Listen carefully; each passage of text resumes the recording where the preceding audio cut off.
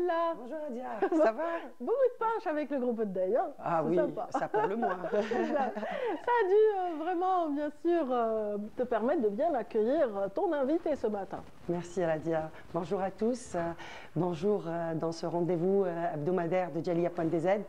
Je suis vraiment ravie d'accueillir aujourd'hui, de recevoir un Algérien qui nous vient de Londres avec plusieurs casquettes.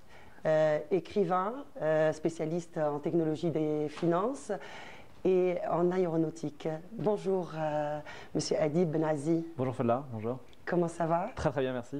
Qu'est-ce que ça vous fait de retrouver l'Algérie? Toujours ravi, toujours ravi. De toute façon, vous êtes régulièrement ici. Oui, absolument. Vous étiez là, on s'est rencontrés d'ailleurs lors du Salon du Livre. Oui, au mois de novembre, absolument. Ça, c'est la casquette qui est toute, la dernière casquette de l'écrivain. Oui, absolument, absolument. D'ailleurs, vous avez 2 livres à votre, déjà sur la liste, Marée basse et au-dessus d'Alger, seulement les étoiles. C'est des polars. Donc l'écriture, c'est très très tôt. Hein. Oui, c'est une passion qui date comme beaucoup depuis l'enfance en fait. Hein. J'ai commencé à écrire avant de savoir écrire, comme beaucoup, on en raconte plein d'histoires. Et l'écriture, c'était un moyen de mettre les histoires quelque part. Donc vous avez grandi à Alger, ouais. De mère enseignante, père enseignant aussi, professeur en droit, qui était aussi à l'ENA. Oui. Et vous avez fait beaucoup de pays aussi.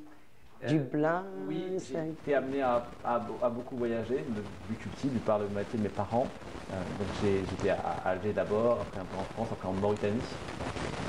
Et puis après mes études, j'ai vécu à Dublin, New York. Excusez-moi, parce qu'on entend mal, peut-être qu'il faut utiliser le micro. Bon, on est mieux comme ça? Ouais. Je pense, oui. Ouais, à la régie, c'est bon? C'est bon? Normalement, c'est bon, ouais. Oui. Allumez juste le micro, on me dit qu'il faut l'allumer. Voilà, comme ça c'est mieux. Voilà, on me dit très bien. Voilà.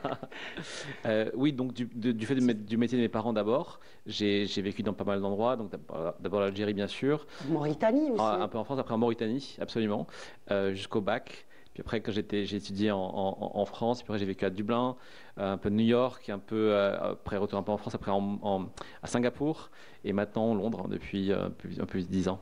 C'est une richesse de faire tous ces pays. Oui. Mais à chaque fois, comme vous me l'avez déjà dit, vous portez l'Algérie en vous et toutes ces valeurs algériennes. Oui, d'abord c'est la maison, c'est son chez soi, son jardin, sa famille, son chien, toutes ces choses-là, mais c'est aussi toute une histoire.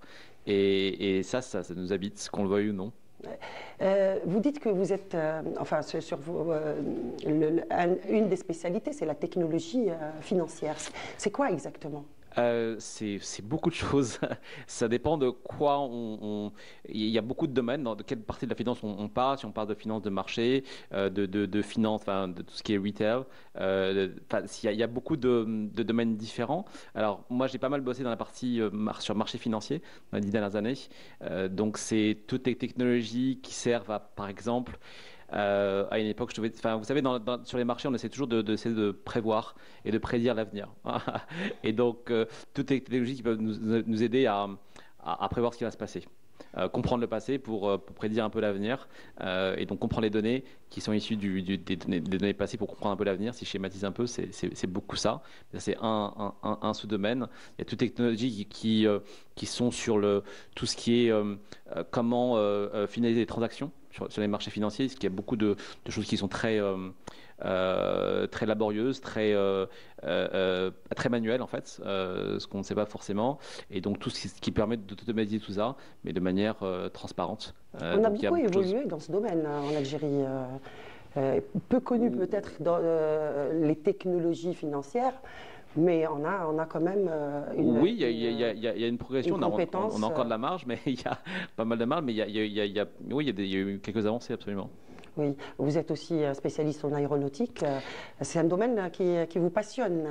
Oui, c'est vrai qu'à la base, je suis ingénieur en aéronautique, ouais, mais l'aviation, je suis tombé dedans quand j'étais petit, comme l'écriture, comme beaucoup de choses. Et ça a toujours été une passion. l'aviation. Mais d'ailleurs, enfin, je vous l'ai pas dit, mais je suis pilote également. Je pilote des petits avions. Je fais de la voltige aérienne. Ouais. Donc, Je fais pas mal de choses. Ça, je l'avais vu nulle part. Donc, Je m'ennuie pas. non, non. Il y a des clubs, en tout cas, ici en Algérie. Je ne sais pas si vous les connaissez. Oui, il y a Betna. Betna, c'est ça, oui. Il y a Betna, un club aéronautique.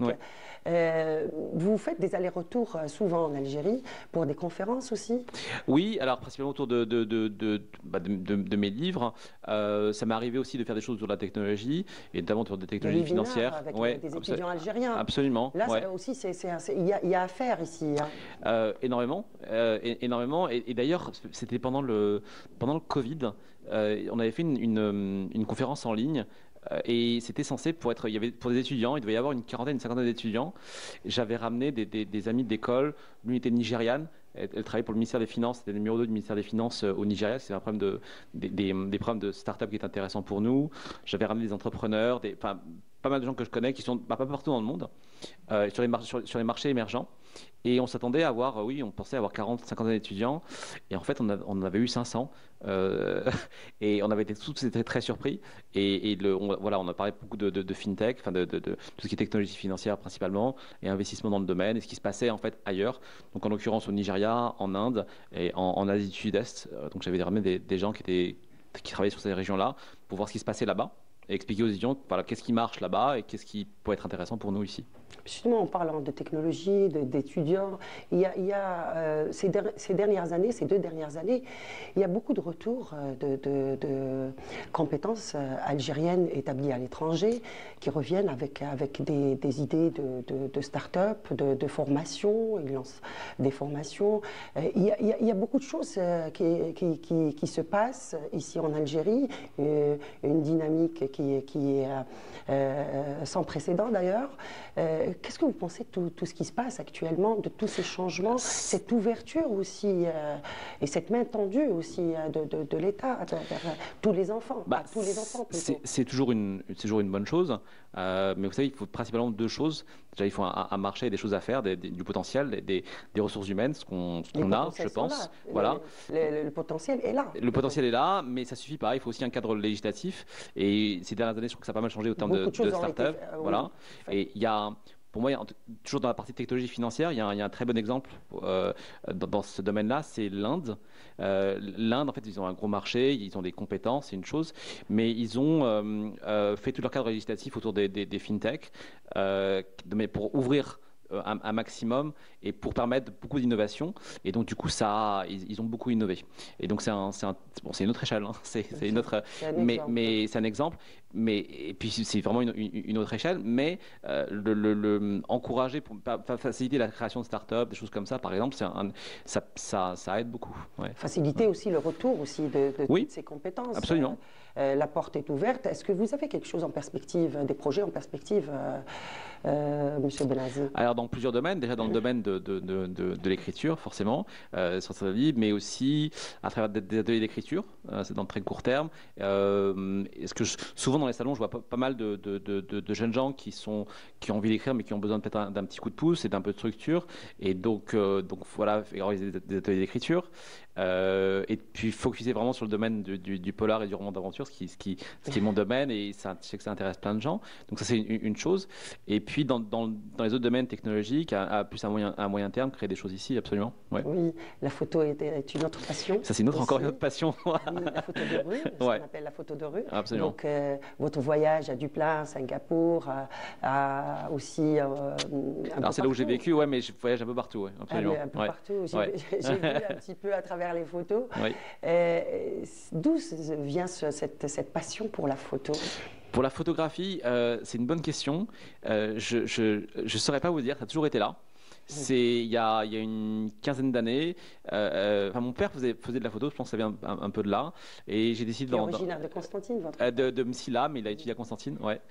Et et puis je m'y suis mis, et puis je voyais que ça plaisait pas mal, et puis voilà, j'ai continué. Qu'est-ce qui vous parle Dans la photographie, Dans la photographie de rue ouais, en fait, ce que j'aime bien, c'est capturer des moments de personnes dans des milieux urbains.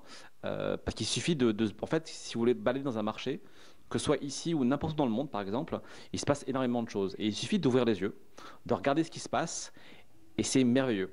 D'un point de vue image, d'un point de vue aussi littéraire, parce qu'il y a beaucoup d'histoires qui sont là, et c'est fascinant. Et ça a un lien avec les polars? Peut-être c'est ça aussi. Oui, parce que ça inspire, mais c'est un tout. Et ce qui est fascinant, c'est qu'il suffit vraiment d'ouvrir les yeux, de regarder autour de soi, et ce qui se passe est merveilleux. Et l'histoire aussi, à travers, d'ailleurs, on retrouve cet intérêt pour l'histoire d'Algérie Oui. en particulier, qui vous parle, qui vous donne aussi une force quelque part et à tous les Algériens. On a une histoire qui est fascinante, qui est très riche, où il y a eu beaucoup de mélanges, beaucoup de brassages, beaucoup de passages, beaucoup d'interactions avec le reste du monde, ce qui n'est pas le cas de tous les pays, et enfin de beaucoup, mais pas de tous. Qui fait de l'Algérien quelqu'un de particulier. Qui fait quelqu'un de très particulier, qui a des influences qui viennent de partout et qui a influence. Ouais, et c'est fascinant, en tout cas d'un point de vue littéraire, c'est merveilleux, d'un point de vue romanesque, on peut faire plein de choses. En tout cas, on retrouve cette partie, cet amour pour l'histoire dans vos livres. Je rappelle que on va un petit peu montrer les livres. Donc, c'est le dernier en date. Ça, c'est le dernier, il vient de sortir. Donc, c'est aussi une histoire qui se passe à Alger. Toutes les histoires se passent à Alger? Alors, ça ne se passe pas que à Alger. Non, le point de départ, c'est Alger. Oui. Après, on part j'ai vu qu'on partait à travers le monde. Hein. À travers le monde. Le premier commence à Tamanrasset, celui-là commence à Alger, terminé à Alger. Ouais. Marée basse. Oui, celui-là commence à Tamanrasset et se passe un peu partout dans le monde, mais termine aussi à Alger. Ouais. D'autres projets d'écriture? Oui, j'ai commencé les recherches pour le 3e en fait. Ah oui, polar aussi? Oui, en fait je travaille sur une quadrilogie donc ouais. Pour terminer, on parlait tout à l'heure de réseau, de cette diaspora. Le réseau MagTech, qui a 30 ans d'existence, qui regroupe plus de 450 chercheurs à travers le monde, en grande partie, qui font partie, en grande partie, ces chercheurs font partie de la diaspora, ont fêté les 30 ans hier. On va écouter tout de suite le professeur Djiflat Abdelkader, qui est spécialiste en économie de la connaissance, qui nous parle de cet événement qui est important pour ce réseau. On écoute tout de suite. Pour le développement de la science, la technologie, l'innovation et l'économie du savoir dans les pays du Sud, et en particulier dans notre pays, l'Algérie. Il célèbre son 30e anniversaire demain, samedi. Durant cette longue trajectoire, il a réuni beaucoup de chercheurs, de doctorants, même des praticiens, pour réfléchir ensemble comment entreprendre des politiques publiques qui intègrent d'une manière efficace le savoir, la technologie et l'innovation en leur sein pour une croissance durable, une croissance accélérée. Durant toutes ces années, MagTech a été présent sous différentes formes. Il a d'abord formé des chercheurs. Il a accueilli dans ses structures à l'international pas moins de 350 à 400 chercheurs, la plupart venant d'Algérie. Il a également contribué à la diffusion du savoir, puisque produit une vingtaine d'ouvrages et plus de 500 articles dans différentes revues. Il a également accompagné les doctorants, puisqu'on a une soutenance de pas moins de 100 à 150 thèses. Et il a également fait de l'accompagnement des politiques publiques pour l'action. Voilà, c'est les réseaux qui sont aussi une assise pour relancer l'économie, pour relancer beaucoup de projets. Il y a, pour ce qui concerne MagTech, il va y avoir en 2025 la tenue de la conférence internationale, la deuxième conférence internationale en économie qui va parler de l'économie de l'économie de la connaissance. Et ça va être aussi un grand événement qui sera organisé à Alger. Voilà. On remercie le professeur Abdelkader Duflet pour son intervention et on espère le recevoir bientôt dans Jalia.dz. Donc voilà, on arrive à la fin de cet entretien. Je vous remercie d'avoir accepté notre invitation, de nous avoir fait confiance.